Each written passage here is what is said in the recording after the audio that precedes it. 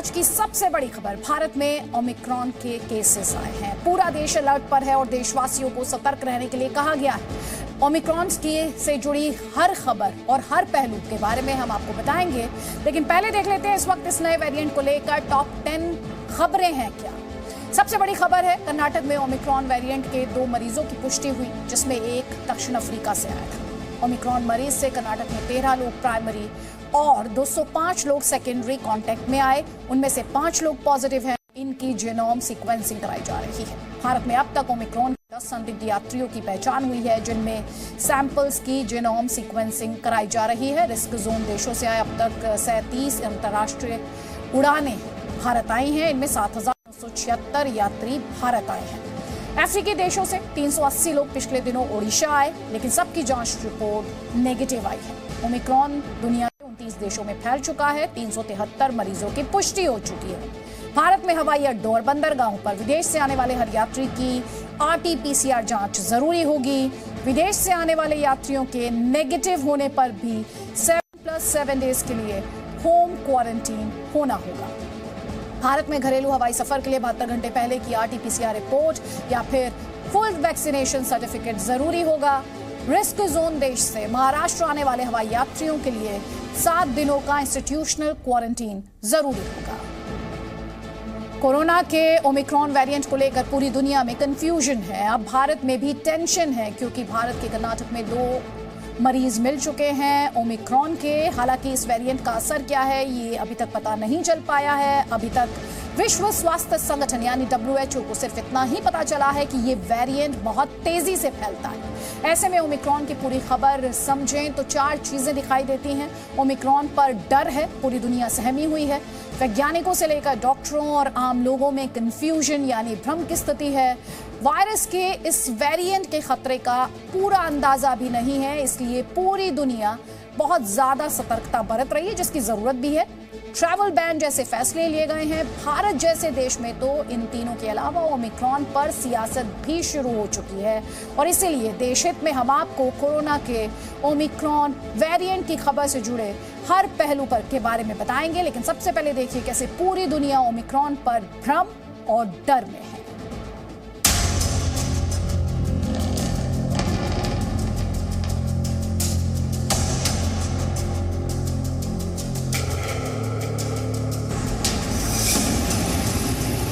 दुनिया भर के अखबारों में ओमिक्रॉन की दहशत छाई है।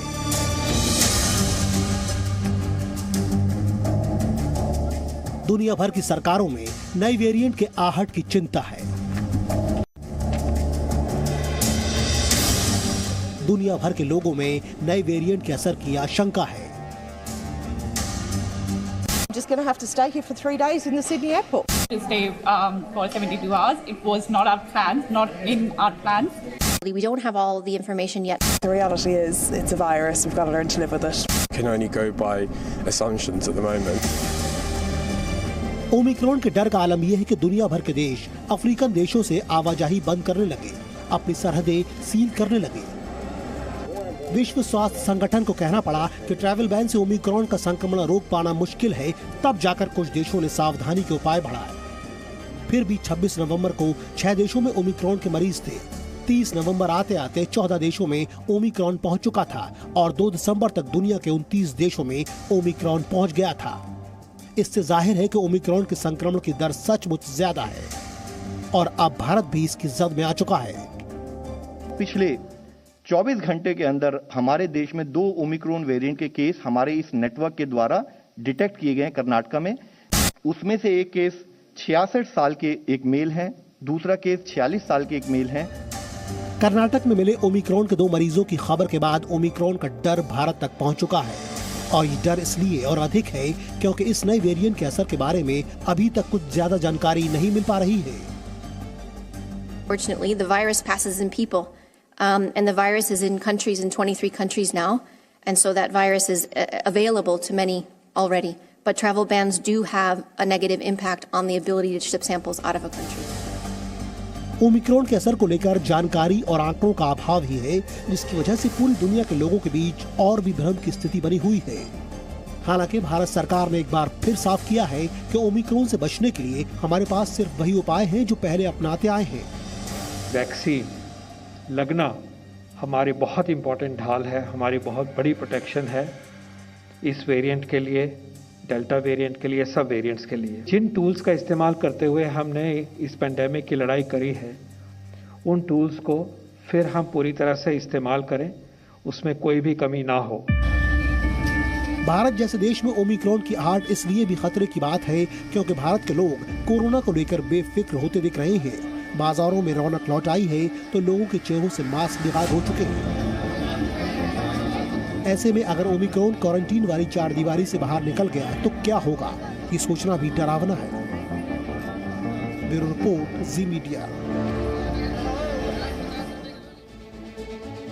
मई स्पोर्ट में आपने देखा भारत में ओमिक्रॉन ने दस्तक दे दी है। कर्नाटक के 2 मरीजों में पुष्टि हो चुकी है। इसके अलावा महाराष्ट्र और दिल्ली में भी संदिग्ध हैं जिनकी जीनोम सीक्वेंसिंग रिपोर्ट आना भी बाकी है। लेकिन सरकार और एक्सपर्ट्स को पूरी आशंका है कि अगर इस वक्त लापरवाही बरती गई तो भारत जैसे देश में ओमिक्रॉन को फैलने में देर नहीं लगेगी। इसलिए केंद्र सरकार ने 1 दिसंबर से देश भर में हवाई यात्रा करने वाले लोगों के लिए सख्त गाइडलाइंस जारी कर दी।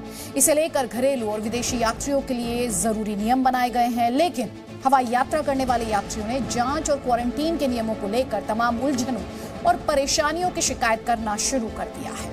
देश में घरेलू या अंतर्राष्ट्रीय हवाई यात्रा करने वाले यात्रियों की इन्हीं उलझनों और शिकायतों की पड़ताल जी मीडिया संवाददाताओं ने देश के अलग अलग हवाई अड्डों से की है। अगर आप भी एयर ट्रैवल के बारे में प्लानिंग कर रहे हैं तो आपको किन किन बातों का ख्याल रखना है, जवाब हमारी इस रिपोर्ट में है।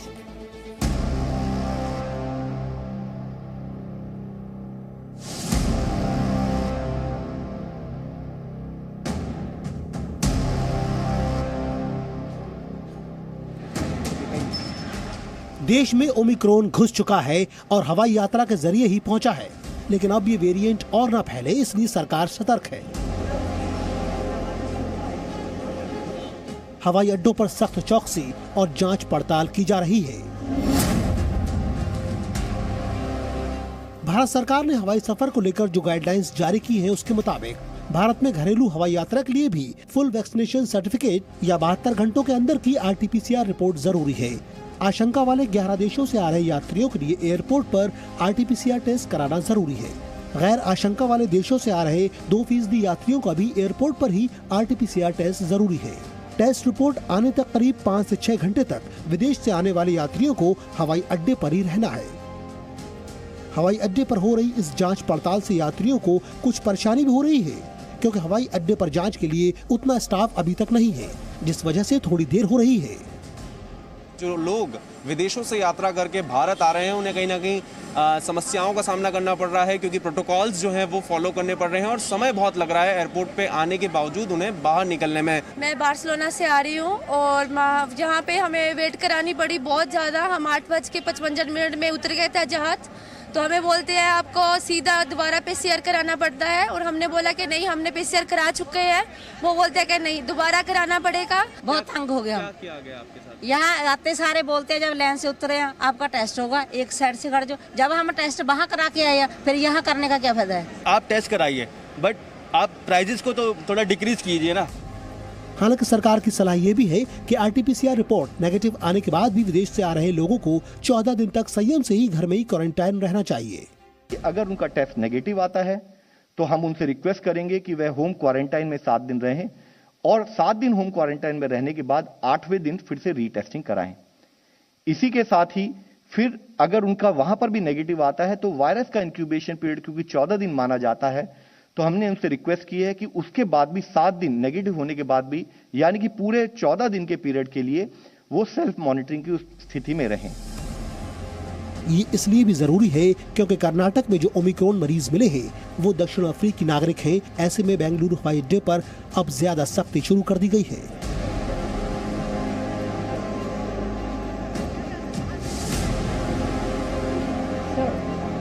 जी मीडिया संवाददाता ने बेंगलुरु हवाई अड्डे पर यूरोप, गल्फ, ब्रिटेन से लेकर मलेशिया तक से आ रहे यात्रियों से बातचीत की। ज्यादातर लोगों ने हवाई अड्डे पर हो रही जांच पड़ताल की प्रक्रिया को संतोषजनक बताया। हमारी फ्लाइट अराउंड 12:40 पे लैंड हुई है। उसके बाद निकलते ही काफी अच्छी फैसिलिटी थी। निकलते ही सभी प्रोसेस यहाँ स्ट्रेट फॉरवर्ड है, इजी है। All the staff members quite friendly हमको हाफ एन आवर लगा बस इतना rapid PCR test that cost 3,000 rupees. Instructions बहुत क्लियरली मेंशन्ड है कि क्या स्टेप्स लेना है। यू हैव मतलब आपको एयर सुविधा में अपने डिटेल्स डालने हैं, सारे RT-PCR टेस्ट अपडेट मतलब वो अपलोड करना है, प्लस वैक्सीन सर्टिफिकेट्स आपके अपलोड करने हैं। हालांकि केंद्र सरकार की एडवाइजरी के मुताबिक भारत में हवाई यात्रा शुरू करने वाले यात्रियों को 72 घंटे के अंदर की RT-PCR रिपोर्ट जरूरी है, लेकिन महाराष्ट्र में ये मियाद और कम 48 घंटे की कर दी गई है। इतर राज्यातनं येताना आज देखील आपण जर कुठं दिल्लीला किंवा इतर राज्यात गेलो तर त्यांना 48 तासाचा RT-PCR दाखवावा लागतो। इससे पहले महाराष्ट्र सरकार ने महाराष्ट्र में आने वाले यात्रियों को 7 दिन की अनिवार्य क्वारंटीन और 3 RT-PCR टेस्ट के नियम बना दिए थे, जिसे केंद्र की आपत्ति के बाद बदलकर केंद्र की गाइडलाइन के मुताबिक किया गया। वाराणसी से आ रहा हूँ। यस्टरडे ओनली वो बताया था कि RT-PCR मैंडेटरी है मुंबई आने पे, तो कल ही RT-PCR का टेस्ट करवा लिया था और यहाँ पे आके उन्होंने they are checking covid certificate also और RT-PCR ऑल्सो। यानी कोविड सर्टिफिकेट यहाँ दिखाना पड़ेगा और इसके बाद जिस तरीके से अलग अलग क्या काउंटर बनाए गए हैं या सर्टिफिकेट देखने में नहीं, बस एंट्री एग्जिट पे आपको डबल डोज वाला दिखाना होता है कि आप फुली वैक्सीनेटेड हैं या नहीं है। जिस तरीके से पूरे सिस्टम है, इस सिस्टम में ये इस बात को ख्याल रखा गया है कि कहीं कोई दिक्कत ना हो। देश के बड़े बड़े शहरों के अलावा छोटे शहरों के भी हवाई अड्डों पर एहतियात और जांच पड़ताल के वही नियम लागू है, लेकिन छोटे शहरों में हवाई अड्डों पर लापरवाही देखी जा रही है। पटना हवाई अड्डे पर जो तस्वीर देखी गई, उससे यात्रियों में ही असंतोष था। दिल्ली एयरपोर्ट पर कोरोना जांच को लेकर या जो भी प्रोटोकॉल है, कैसी सख्ती, और पटना एयरपोर्ट पर आपने क्या लापरवाही देखी? लापरवाही नहीं है, वहाँ सख्ती थोड़ी ज़्यादा थी। वो लोग बिल्कुल धकेल के सबको लाइन में लगा ही देते थे। हाँ, लेकिन कोरोना सर्टिफिकेट जिनके पास है उनको फिर जाने देते थे। आप भी तो वही कर रहे हैं, बिल्कुल बराबर कर रहे हैं। क्या कोरोना को लेकर उतनी सख्ती या उतनी जागरूकता आपको दिखी इस एयरपोर्ट पर? यहाँ नहीं दिखी है। क्या कमी दिखी? मतलब उतना ये नहीं है। हाँ। हालांकि भारत में ओमिक्रॉन के मरीज मिलने की पुष्टि होने के बाद लोग भी सजग हो गए हैं और प्रशासन भी चौकस हो गया है। खासकर केंद्र सरकार ने विदेश से आने वाले यात्रियों पर सख्त निगरानी के निर्देश दिए हैं। दिल्ली से वैभव परमार, बेंगलुरु से जयपाल शर्मा और मुंबई से राजीव रंजन के साथ ब्यूरो रिपोर्ट, जी मीडिया। भारत में ओमिक्रॉन के केसेस आने के बाद बड़ी चिंता लोगों में ये भी हो रही है कि 1 दिसंबर की आधी रात से लागू बंदिशों से पहले न जाने कितने लोग अफ्रीकन कंट्रीज से भारत पहुंच चुके होंगे और कितने लोगों को संक्रमित भी कर चुके होंगे। यह आशंका इसलिए भी है क्योंकि संक्रमण का पता तुरंत नहीं चल पा रहा है। जीनोम सीक्वेंसिंग में 6 से 7 दिन तो आमतौर पर लगते थे, अभी और भी देर हो रही है। जी मीडिया संवाददाता ने एक्सपर्ट से ये समझने की कोशिश की है कि जीनोम सीक्वेंसिंग, जिसके बारे में आप इतना सुन रहे हैं, इसकी प्रक्रिया क्या है और RT-PCR टेस्ट से भी ओमिक्रॉन की मौजूदगी का क्या सिग्नल मिल सकता है।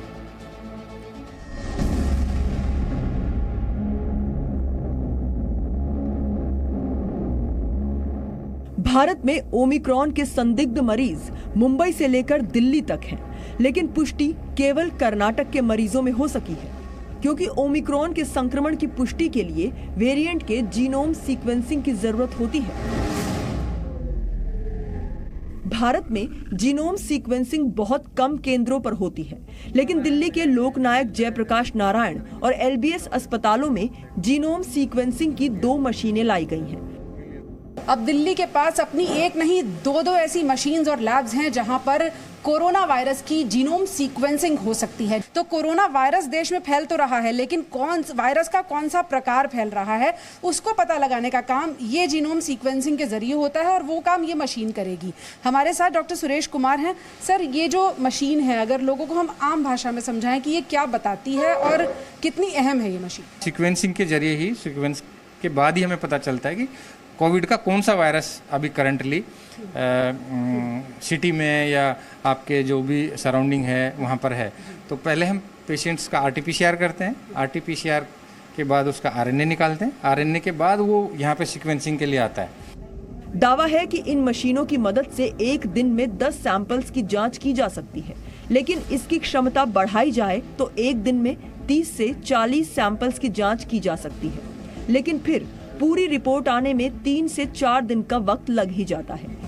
Indian council for medical research के पूर्व निदेशक डॉक्टर N.K. गांगुली बताते हैं कि जीनोम सीक्वेंसिंग की पूरी प्रक्रिया कैसे होती है। जीनोम टेस्टिंग ये होती है कि इसमें आप आरएनए निकालते हैं, वायरस का आरएनए एक्सट्रैक्ट करते हैं और उससे फिर आरटीपीसीआर रिवर्स पीसीआर करते हैं, जो कि उसकी न्यूक्लिक एसिड की सिग्नेचर होती है। इसको जब आप पूरी सीक्वेंसिंग करते हैं, सीक्वेंस की मशीन होती है, इनमें बिल्डिंग ब्लॉक्स होते हैं, जिससे कि यूरिडीन, थाइमिडीन, साइटोसिन, इस तरह से ग्वानिन, इस तरह से बिल्डिंग ब्लॉक्स होते हैं, इससे ये बनते हैं। तो इनकी सीक्वेंसिंग की जो प्रतिलिपि होती है उसको हम सीक्वेंसिंग सिग्नेचर्स कहते हैं। हालांकि एक्सपर्ट्स बताते हैं कि दिल्ली के अस्पतालों में जो मशीनें लगी हैं वो रिसर्च और सर्विलांस के लिए हैं, लेकिन अब दिल्ली में ओमिक्रॉन के संदिग्ध मरीजों की मौजूदगी के बाद इन मशीनों की अहमियत बढ़ गई है। ये जो डेटा है, इसको क्या आम लोग समझ सकते हैं कि क्या है, ये क्या बता रहा है? हम लोगों को उतना समझ में नहीं आएगा, हमको ही पूरा इंटरप्रेट करना पड़ता है। ये कौन सा म्यूटेशन आया है, उसमें कौन से वेरिएंट आया है, तो पहले इसको हमको कंपेयर करना पड़ता है। जो वुहान में आया है उस सीक्वेंस से हमको कंपेयर करना पड़ता है। ये ओरिजिनल वायरस है, क्या है वो है पता करेंगे। फिर जो अल्फा अभी चेंज हो गया ना, WHO ने चेंज कर दिया वेरिएंट्स को, अल्फा कर दिया, अल्फा, बीटा, गामा और डेल्टा। तो इंडिया का जो वेरिएंट है डेल्टा वेरिएंट है, उसमें क्या चीज़ है वो हम इसमें पता चल जाए हमको। जाहिर है जीनोम सीक्वेंसिंग करने में काफी वक्त और संसाधन की जरूरत है, लेकिन ओमिक्रॉन को जिस तरीके से बेहद तेजी से फैलने वाला वेरिएंट बताया जा रहा है, उसमें अगर किसी को कोविड संक्रमण का शक हो तो ओमिक्रॉन के शुरुआती संकेत RT-PCR टेस्ट से भी मिल सकते हैं।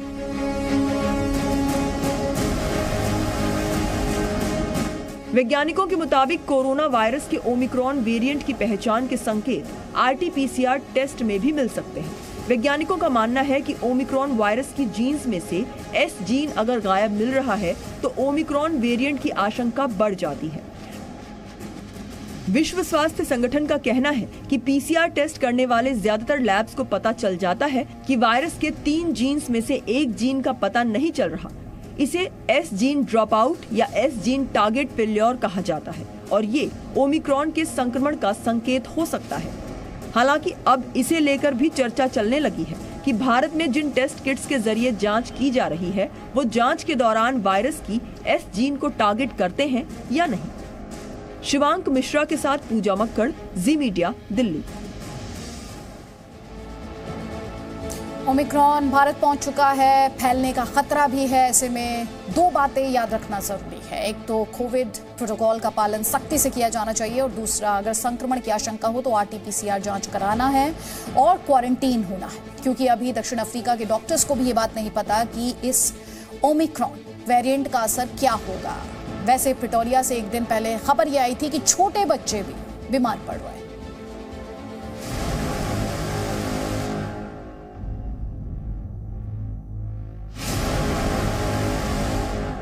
ओमिक्रॉन वेरिएंट का संक्रमण अफ्रीका से यूरोप के फ्रांस तक पहुंच चुका है। एशिया के जापान में ओमिक्रॉन संक्रमित मरीज मिल चुका है। सिंगापुर में ओमिक्रॉन की आहट सुनकर वैक्सीनेशन की रफ्तार तेज कर दी गई है। कोवैक्सीन से लेकर एस्ट्राजेनेका तक और फाइजर से लेकर मॉडर्ना तक वैक्सीन बनाने वाली कंपनियां दावा कर रही हैं कि उनकी वैक्सीन ओमिक्रॉन वेरिएंट पर भी प्रभावी है और कोरोना के इस वेरिएंट की दहशत का फायदा उठाकर चीन दक्षिण अफ्रीका को वैक्सीन देना भी शुरू कर चुका है। और ये सब हो रहा है विश्व स्वास्थ्य संगठन के उस अलर्ट के बाद जिसमें ओमिक्रॉन को बेहद संक्रामक वेरिएंट बताया गया। The emergence of the highly mutated Omicron variant underlines just how perilous and precarious our situation is. Indeed, Omicron demonstrates just why the world needs a new accord on pandemics. Our current system. विश्व स्वास्थ्य संगठन के alarm के बाद America के राष्ट्रपति Joe Biden भी मानते हैं कि इसकी चपेट में आने से बचना मुश्किल है, इसीलिए बचाव की तैयारी कीजिए। Fully vaccinated booster person is the most protected against COVID. Do not wait. Go get your booster if it's time for you to do so. Omicron के संक्रमण को लेकर दुनिया में दहशत तो है, लेकिन साउथ अफ्रीकन मेडिकल एसोसिएशन की डॉक्टर एंजेलिका कोएजी का कहना है कि ओमिक्रॉन संक्रमण के गंभीर नतीजे नहीं हैं। डॉक्टर कोएजी दक्षिण अफ्रीका में ओमिक्रॉन के शुरुआती मरीजों का इलाज कर चुकी हैं। इनके मुताबिक ओमिक्रॉन का संक्रमण 40 साल से कम उम्र के लोगों में देखा गया था, जबकि अब पता चला है कि पिछले हफ्तों में दक्षिण अफ्रीका में 2 साल से छोटे बच्चों और बुजुर्गों का हॉस्पिटलाइजेशन बढ़ा है। दक्षिण अफ्रीका के national institute of communicable diseases के मुताबिक श्वान इलाके में जहां ओमिक्रॉन का एपिसेंटर है, वहां कुल हॉस्पिटलाइजेशन में 2 साल से छोटे बच्चों की संख्या करीब 10% तक है। प्रिटोरिया में 2 साल से छोटे 52 बच्चे अस्पताल में भर्ती हैं, जो कोविड पीड़ित हैं, और एक बच्चे की मौत भी हो चुकी है। हालांकि अभी ये पुष्टि नहीं हुई है कि बच्चों में ओमिक्रॉन वेरिएंट का ही संक्रमण था या नहीं। प्योर रिपोर्ट, जी मीडिया। देश हित के दूसरे पड़ाव में हम शुरुआत कर रहे हैं आज की सबसे बड़ी अंतर्राष्ट्रीय खबर से। रूस के राष्ट्रपति व्लादिमीर पुतिन की गिनती दुनिया के सबसे पावरफुल राजनेताओं में होती है और आज की खबर भी पुतिन से जुड़ी हुई है। खबर यह है कि पुतिन की सेना ने यूक्रेन बॉर्डर पर युद्धाभ्यास शुरू कर दिया है। इस युद्धाभ्यास को शीतकालीन युद्धाभ्यास कहा जा रहा है और इसकी वजह से रूस और यूक्रेन के साथ साथ नेटो देशों के बीच तनाव काफी बढ़ गया है।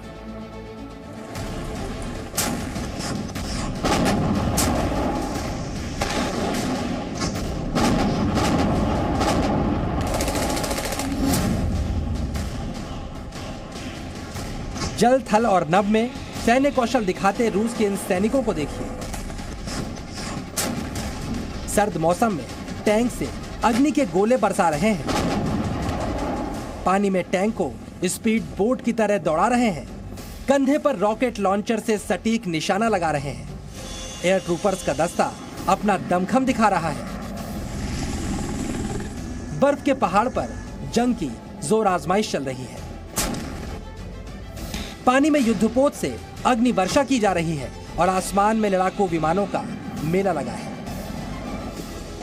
ये एक शीतकालीन युद्धाभ्यास है जो यूक्रेन बॉर्डर से सटे रूस के दक्षिणी सैन्य जिले में हो रहा है और यही बात यूक्रेन, अमेरिका समेत नाटो संगठन के लिए चिंता की अहम वजह बन गई है।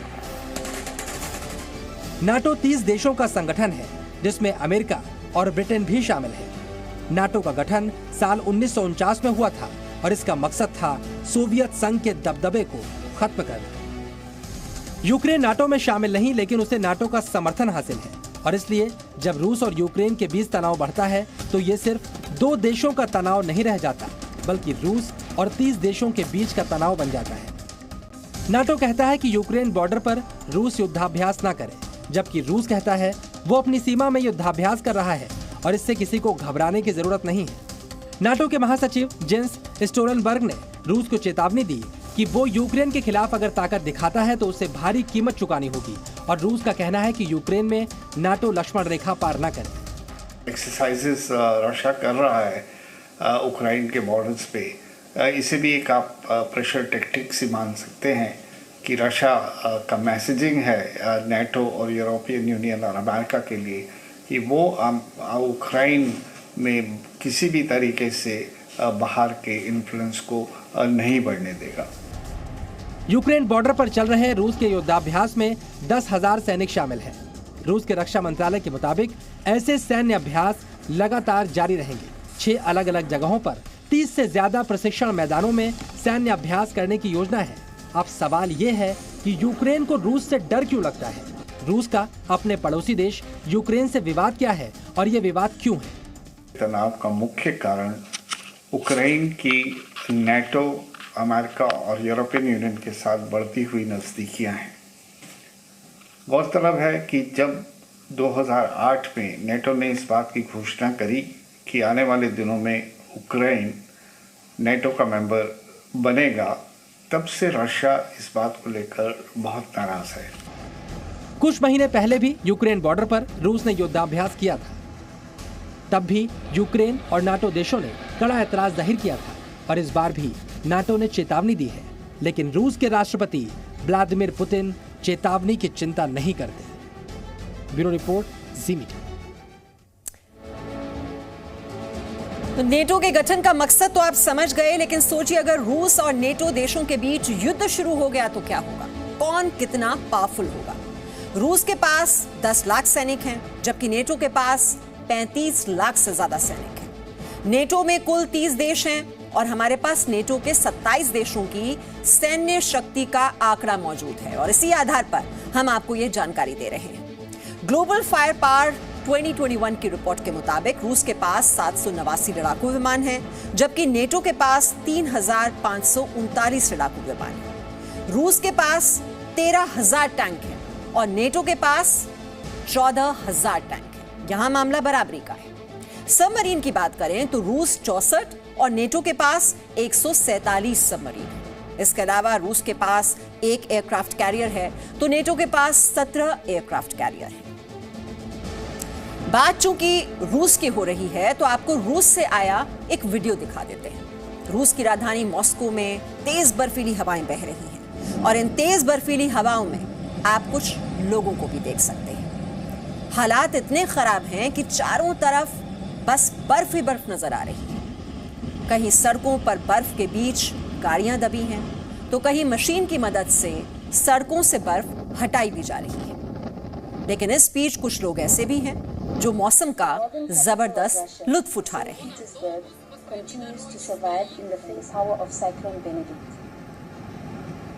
During the night, a third of the city, which is why the city drowned in 10-point traffic jams. Due to the large amount of precipitation, और मॉस्को एयरपोर्ट की तस्वीरें भी आपको दिखा दें। बर्फबारी की वजह से कई विमान सेवाएं रद्द करनी पड़ी। कुछ लोग निराश होकर विमान से नीचे उतरते हुए दिखाई दिए।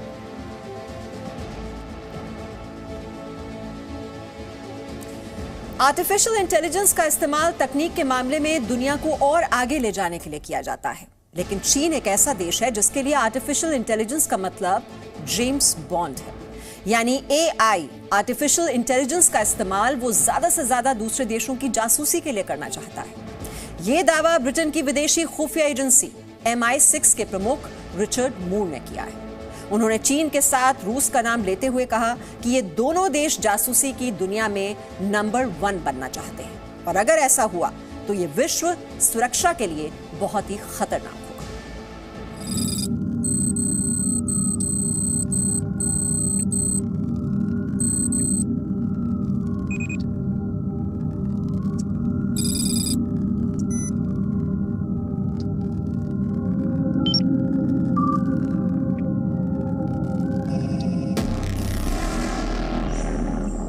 परमाणु मिसाइल की होड़ से अलग इस वक्त दुनिया में सबसे बड़ी रेस जिस क्षेत्र में चल रही है उसका नाम है AI यानी आर्टिफिशियल इंटेलिजेंस। कंप्यूटर साइंस की इस इंटेलिजेंस को दुनिया के बेहतरीन भविष्य के लिए गेम चेंजर के रूप में देखा जा रहा है।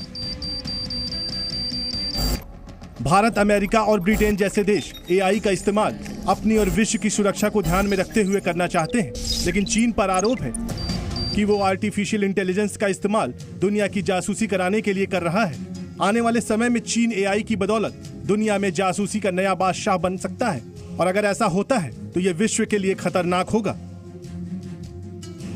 ब्रिटेन की विदेशी खुफिया एजेंसी MI6 के प्रमुख रिचर्ड मूर ने जासूसी के लिए नए ट्रेंड को लेकर चेतावनी दी है। उन्होंने कहा है कि चीन और रूस आर्टिफिशियल इंटेलिजेंस पर जिस तरह से महारत हासिल कर रहे हैं उससे आने वाले 10 सालों में जासूसी की दुनिया पूरी तरह बदल जाएगी, क्योंकि चीन और रूस AI का इस्तेमाल जासूसी के लिए कर सकते हैं। Our adversaries are pouring money and ambition into mastering artificial intelligence, quantum computing and synthetic biology, because they know that mastering these technologies will give them leverage. MI6 deals with the world as it is, not as we would like it to be. And the digital attack surface that criminals, terrorists and hostile states seek to exploit against us is growing exponentially.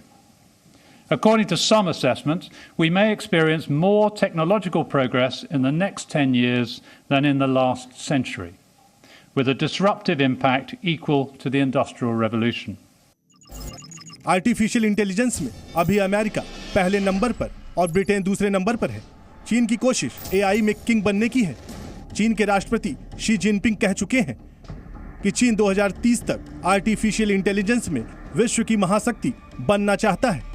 रूस के राष्ट्रपति Vladimir Putin भी कह चुके हैं कि artificial intelligence भविष्य है और जो आर्टिफिशियल इंटेलिजेंस में अव्वल होगा वही दुनिया का शासक बनेगा। यानी वर्ल्ड का बॉस बनने के लिए आर्टिफिशियल इंटेलिजेंस का बॉस बनना जरूरी है और चीन और रूस जैसे देश एआई में महारत हासिल करने के लिए जी जान से जुटे हैं। चाइना का आर्टिफिशियल इंटेलिजेंस और दूसरी टेक्नोलॉजीज में निवेश विश्व में सबसे अधिक है।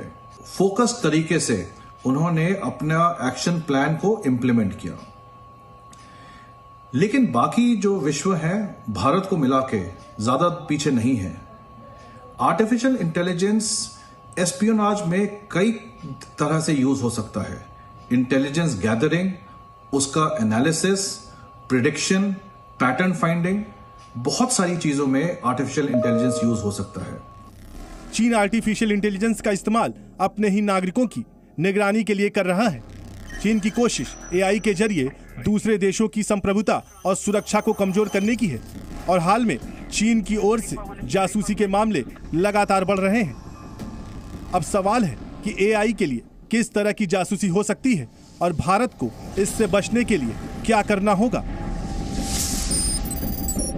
ये आर्टिफिशियल इंटेलिजेंस हर फील्ड में यूज हो सकता है और अगर हम नेशनल सिक्योरिटी की बात करें तो वो हमारे defence security, border security, energy security, economic security, हर जगह यूज होता है।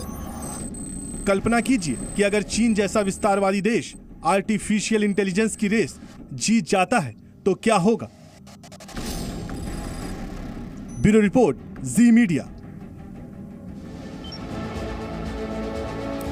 भारत लगातार कहता आ रहा था कि अफगानिस्तान में तालिबान की हुकूमत का आना सिर्फ वहां के लोगों के लिए ही नहीं, पड़ोसियों के लिए भी खतरनाक है और वही हो भी रहा है। इन दिनों सोशल मीडिया पर एक वीडियो तेजी से वायरल हो रहा है। इस वीडियो में ईरान के जवान और तालिबानी आतंकी लड़ रहे हैं। दोनों के बीच हिंसक झड़प हुई, गोलीबारी हुई। हालांकि हिंसा में किसी की मौत की खबर नहीं है। ईरान की एक न्यूज एजेंसी के मुताबिक हिरमंद काउंटी के शागलक गांव में यह झड़प हुई। रिपोर्ट में कहा गया है कि कुछ ईरानी किसानों ने बॉर्डर पर दीवारों को लांघ दिया था, लेकिन वो फिर भी ईरान की सीमा के भीतर ही थे। लेकिन तालिबान लड़ाकों को लगा कि किसान उनके इलाके में आ गए, जिसके चलते उन्होंने गोलीबारी शुरू कर दी। इस समय दोनों देशों के बीच बॉर्डर पर शांति है।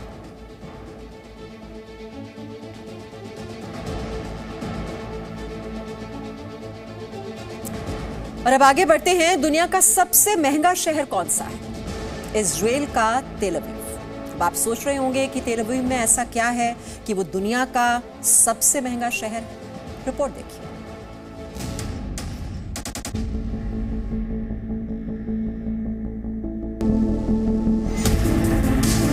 ये दुनिया के सबसे महंगे शहर की तस्वीरें हैं। ये है तेल अवीव शहर। इजराइल का अपना टेक हब। इसमें समुद्र के तट हैं, संग्रहालय, स्काई स्क्रैपर्स, एक विविध संस्कृति, वाइब्रेंट नाइट लाइफ और दुनिया के सबसे जायकेदार खाने। तेल अवीव दुनिया की लिस्ट में सबसे ऊपर है और अगर आप यहाँ जाने का प्लान कर रहे हैं तो बहुत मुमकिन है कि यहाँ की महंगाई आपकी जेब में छेद जरूर कर देगी, क्योंकि इस शहर में आपको एक छोटे से अपार्टमेंट में रहने के लिए $1200 तक खर्च करना होगा, यानी लगभग 90,000 रुपए प्रति महीना। तेल अवीव में दोपहर का खाना खाने के लिए आपको $15 तक खर्च करना होगा, यानी 1100 रुपए से ज्यादा। और पब्लिक ट्रांसपोर्ट के लिए आपको हर महीने $63, यानी करीब 5,000 रुपए हर महीने खर्च करने होंगे। ये सब जानकर कोई आश्चर्य की बात नहीं है कि आज तेल अवीव दुनिया के सबसे महंगे शहरों में से एक है। दुनिया के सबसे महंगे शहरों की सूची में पेरिस और सिंगापुर एक साथ दूसरे स्थान पर हैं। वहीं पेरिस और सिंगापुर के बाद ज्यूरिख का नंबर है। 5वें स्थान पर हांगकांग, 6ठे स्थान पर न्यूयॉर्क और 7वें स्थान पर जिनेवा शहर का नाम है। टॉप 10 महंगे शहरों की लिस्ट में 8वें, 9वें और 10वें स्थान पर कोपेनहेगन, लॉस एंजलिस और ओसाका शहर है। अब आपको बताते हैं कि पिछले साल तक 5वें नंबर पर रहने वाला तेल अवीव शहर इस साल पहले नंबर पर कैसे पहुंचा। इसकी सबसे बड़ी वजह है इजराइल की करेंसी। इजराइल की करेंसी शेकेल बहुत ऊंचे स्तर पर है। सप्लाई चेन की एक बड़ी समस्या है, जिसकी वजह से सामान और सेवाएं महंगी हो गई हैं। इजराइल में हर चीज की कीमत कम से कम 10% ऊपर हो गई है। एक सर्वे के मुताबिक तेल अवीव दुनिया का दूसरा सबसे महंगा शहर है, जहां शराब सबसे महंगी है। ट्रांसपोर्ट के लिहाज से दुनिया का दूसरा सबसे महंगा शहर है। पर्सनल केयर के लिहाज से दुनिया का 5वां सबसे महंगा शहर, और मनोरंजन की बात करें तो दुनिया का 6ठा सबसे महंगा शहर है। तेल अवीव ने सबसे महंगे शहरों की सूची में टॉप किया है। इसकी वजह ये नहीं कि दुनिया का सबसे फैंसी और खूबसूरत शहर है और आपके रहने के लिए सबसे शानदार शहर है। इसकी सबसे बड़ी वजह सिर्फ और सिर्फ तेल अवीव की महंगाई है। ब्यूरो रिपोर्ट, जी मीडिया। आपने बाइक या कार को धक्का लगाते हुए कई लोगों को देखा होगा। हो सकता है मजबूरी में कभी आपने भी ऐसा किया हो। लेकिन आज नेपाल से एक ऐसा वीडियो आया है जिसमें लोग प्लेन को धक्का लगा रहे हैं। सही सुना आपने, प्लेन को धक्का लगा रहे हैं लोग। वीडियो देखिए।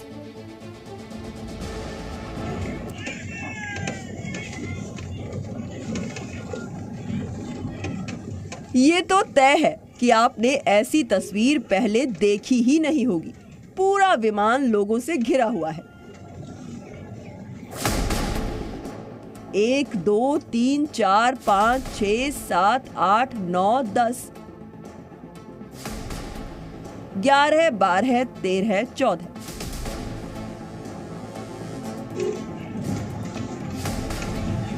विमान के एक तरफ 14 लोग हैं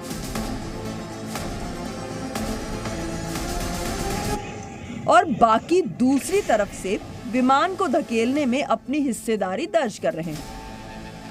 करीब 20 से 25 लोग विमान के दोनों तरफ मौजूद हैं और पूरी ताकत से धक्का लगा रहे हैं।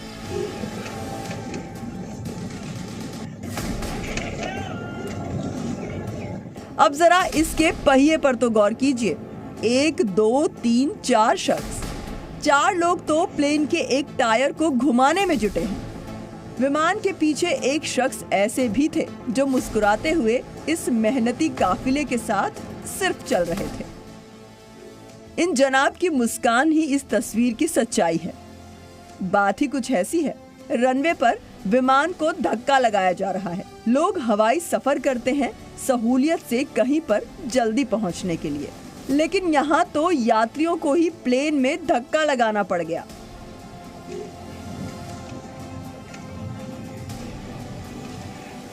इस वीडियो के पीछे की कहानी भी सुन लीजिए। ये वाकया नेपाल के बाजुरा एयरपोर्ट पर हुआ, जहां लैंडिंग के बाद इस विमान का टायर फट गया और ये रनवे पर ही फंस गया। अब हुआ ये कि दूसरे विमानों की लैंडिंग और टेक ऑफ में दिक्कत आने लगी। बाजुरा एयरपोर्ट से नेपालगंज के लिए दूसरा प्लेन उड़ने के लिए तैयार था, लेकिन रनवे पर इस विमान की वजह से उड़ान नहीं भर पा रहा था। तब इस विमान के यात्रियों और सुरक्षा कर्मियों ने मिलकर तारा एयरलाइंस के इस प्लेन को धक्का मारकर किनारे किया। तब कहीं जाकर रनवे खाली हुआ और दूसरा प्लेन उड़ान भर सका।